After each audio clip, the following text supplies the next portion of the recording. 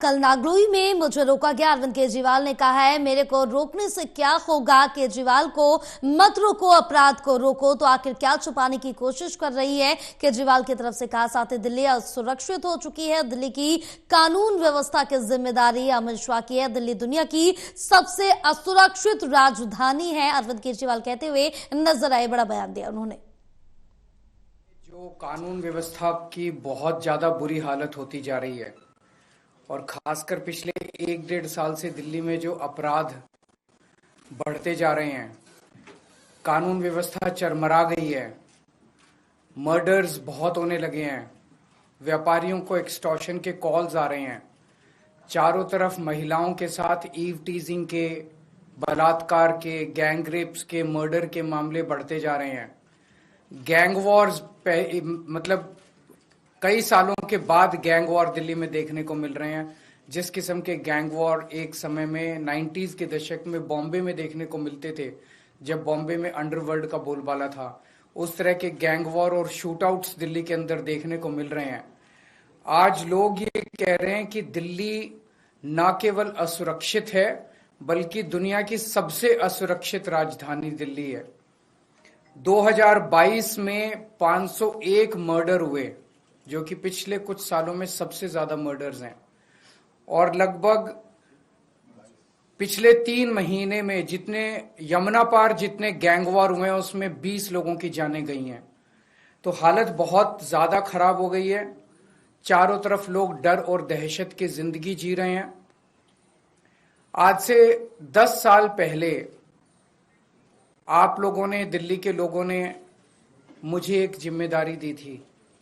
आपने कहा था, केजरीवाल जी आप हमारे स्कूल ठीक करो। मैंने स्कूल ठीक कर दिए। आपने कहा था, केजरीवाल जी आप हमारी बिजली ठीक करो। मैंने बिजली ठीक कर दी। आपने कहा था, केजरीवाल जी आप हमारे अस्पताल, स्वास्थ्य सेवाएं ठीक करो। मैंने वो ठीक कर दी।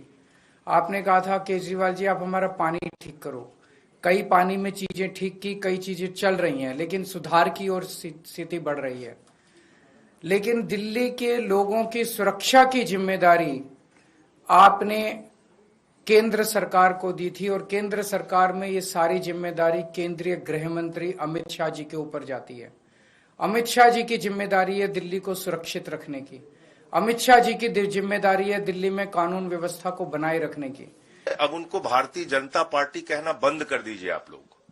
वो भारतीय झगड़ा पार्टी है। पूरे देश में उनका मकसद है अमन और चैन को बिगाड़ना। सवाल ये नहीं है कि आगे हिंदू है या मुसलमान। अगर हिंदू है तो जाट गैर जाट कर देंगे, आदिवासी गैर आदिवासी कर देंगे, मराठा गैर मराठा कर देंगे। अगर पहलवान है तो पहलवान जवान को लड़ा देंगे, अगर किसान है तो किसान और जवान को। ये भारतीय झगड़ा पार्टी है। ये इस मुल्क को बर्बाद करना चाहते हैं। क्या करने गए थे केजरीवाल जी?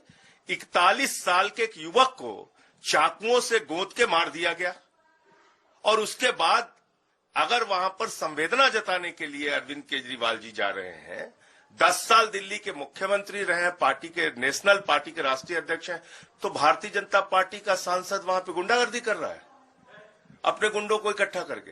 ये भाजपा क्या सोचते हैं कि पूरा देश गुंडागर्दी से चलाएंगे, हम लोग घर में चुपचाप बैठे रहेंगे? एकदम दिमाग दुरुस्त करके ठीक से राजनीति कर रहे हो, राजनीति करो। लड़ाई झगड़े बवाल पे आओगे तो उसका जवाब हम देना जानते हैं। सीधी सी बात है। लॉ एंड ऑर्डर पे मैंने सदन में चर्चा की मांग की। कल 267 का नोटिस दिया था, और हम चाहते हैं कि इस देश के सदन में व्यापक चर्चा हो इस मुद्दे पे। कहीं गैंग रेप हो रहा है, कहीं गैंग वॉर हो रही है, कहीं लड़कियों को सड़क पे घसीट के मार दिया जा रहा है, कहीं व्यापारियों को गोली मार के उनसे वसूली की जा रही है। तो ये दिल्ली देश की राजधानी है, जहां प्रधानमंत्री रहते हैं, गृह मंत्री रहते हैं। दिल्ली की सुरक्षा प्रधानमंत्री और अमित शाह के अधीन है, और यहाँ ये हालत बनी हुई है। तो मुझे लगता है कि इस पे सदन के अंदर चर्चा होनी चाहिए। मैं बताऊंगा आंकड़ों के साथ कि किस तरह से देश की राजधानी में अपराध बढ़े हैं। इसको